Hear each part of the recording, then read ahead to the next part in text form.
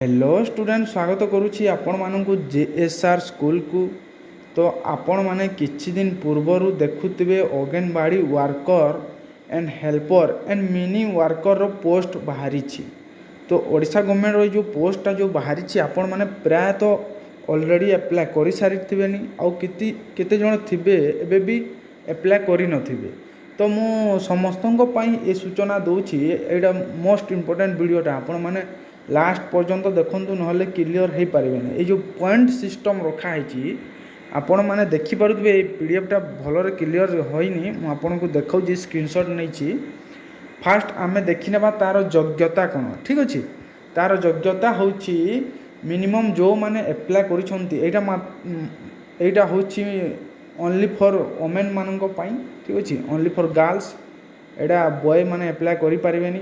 आउ कौ झील मैंने एप्लाय करेंगे बाहा होइतिबा झील ना निज गाँव में जो मैंने अच्छा से मैंने भी एप्लाय करेंगे से जहाँ सब आम ये वीडियो देखा।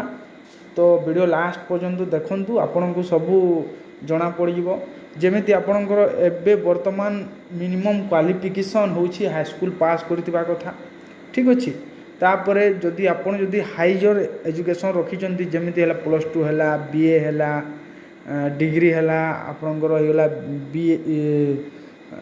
पीजी है ये जो जिते भी अच्छी पाठ आपण जो जो पाख आपण पाखे जिते भी अच्छी पाठ तो आप सबू एप्लाय करें ठीक अच्छे।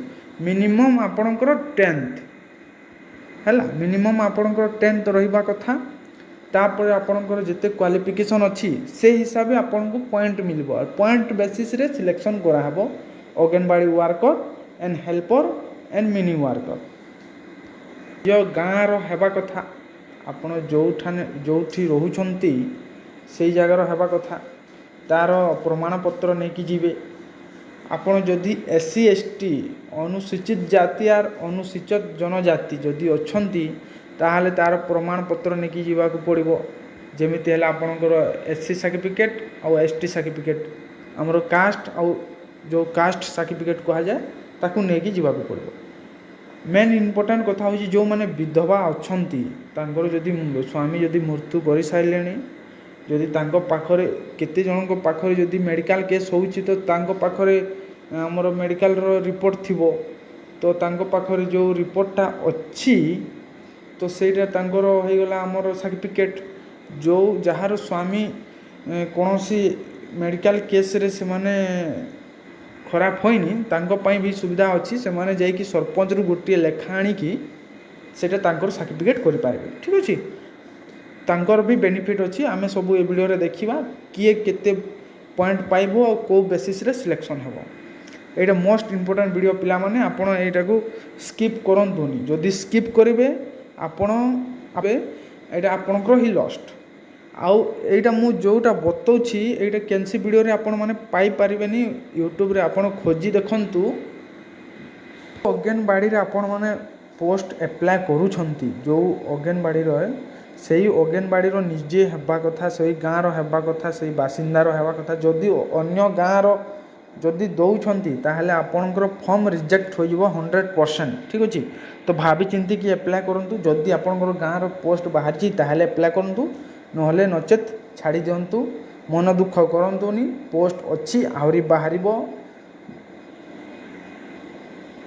बयस सीमा जदि देखा 18 वर्ष रु 1/1/2023 सुधा 18 वर्ष रु ऊर्ध्व 35 वर्ष रु कम होइतिबा आवश्यक ठीक अच्छे।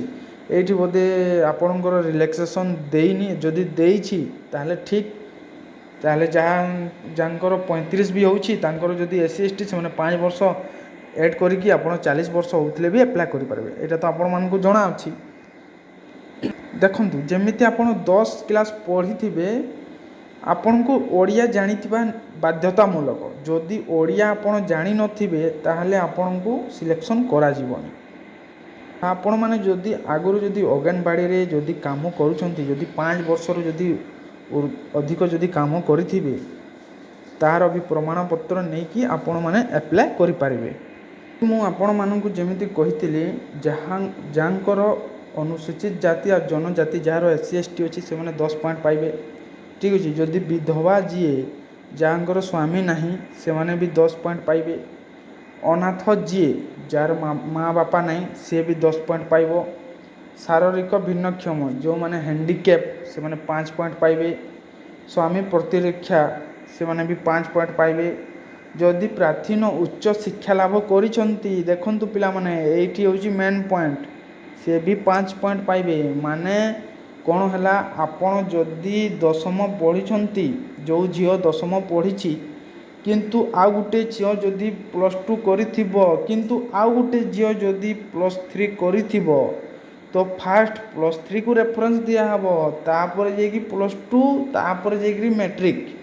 ଠିକ୍ ଅଛି, କ'ଣ କି ଆପଣଙ୍କର ପଏଣ୍ଟ ରହୁଛି, ଏଇଠି ପଏଣ୍ଟକୁ ଦେଖା ହେଉଛି। ତ ପଏଣ୍ଟର ମାନେ ଏଇଆ ହେଲା କି ଆପଣଙ୍କୁ ଫାଷ୍ଟ ସୁଯୋଗ ଦିଆହେବ ହେଲା, ଅନ୍ୟ କିଛି ନାହିଁ। ପଏଣ୍ଟର ମାନେ ଏଇଆ କି ଆପଣଙ୍କୁ ଫାଷ୍ଟ ସୁଯୋଗ ଦିଆହେବ। ମୁଁ ଯେମିତି ଆପଣଙ୍କୁ କହିଥିଲି ଫାଷ୍ଟ ଷ୍ଟାର୍ଟିଂରୁ ଭିଡ଼ିଓରେ, ଏଇଟା ଝିଅମାନେ ଖାଲି ଆପ୍ଲାଏ କରିପାରିବେ ନା ଯେଉଁମାନେ ବିବାହ କରିକି ଆସିଛନ୍ତି ନିଜ ଶାଶୁ ଘରକୁ ସେମାନେ ବି ଆପ୍ଲାଏ କରିପାରିବେ। ତ 2 ଜଣ ଆପ୍ଲାଏ କରିପାରିବେ। ଯେଉଁ ଝିଅ ନିଜ ଗାଁରେ ଏବେ ବି ଅଛନ୍ତି ତ ସେମାନେ ବି ଆପ୍ଲାଏ କରିପାରିବେ। ଯଦି ତାଙ୍କର ବିବାହ ହେଇଯାଉଛି ତ ସେମାନେ ଏଇଠି ବି ଚାକିରି କରିପାରିବେ ତାଙ୍କ ନିଜ ଗାଁରେ। ଆଉ ଯେଉଁମାନେ ଏବେ ବି ବାହା ହେଇକି ଅଛନ୍ତି ନିଜ ଶାଶୁ ଗାଁରେ, ତ ସେମାନେ ଖାଲି ତାଙ୍କର ଶାଶୁ ଗାଁରେ ହିଁ ପକାଇ ପାରିବେ, ତାଙ୍କ ନିଜ ଗାଁରେ ସେମାନେ ପକାଇ ପାରିବେନି। ତ ଭିଡ଼ିଓ ଆପଣଙ୍କୁ କେମିତି ଲାଗିଲା ନିଶ୍ଚୟ କମେଣ୍ଟ କରନ୍ତୁ। ଆଉ ଭିଡ଼ିଓ ଯଦି ଭଲ ଲାଗୁଛି ତାହେଲେ ଗୋଟିଏ ଲାଇକ୍ କରିଦିଅନ୍ତୁ। ଆପଣଙ୍କୁ ଏଇ ଇନଫର୍ମେସନ୍ଟା କେମିତି ଲାଗିଲା ତାହେଲେ କମେଣ୍ଟ ନିଶ୍ଚୟ କରନ୍ତୁ। ଯଦି ଭଲ ଲାଗୁଛି ତ ଅଧିକରୁ ଅଧିକ ସେୟାର କରନ୍ତୁ। ମିଳିବା ନେକ୍ସଟ ଭିଡ଼ିଓରେ। ଜୟ ହିନ୍ଦ।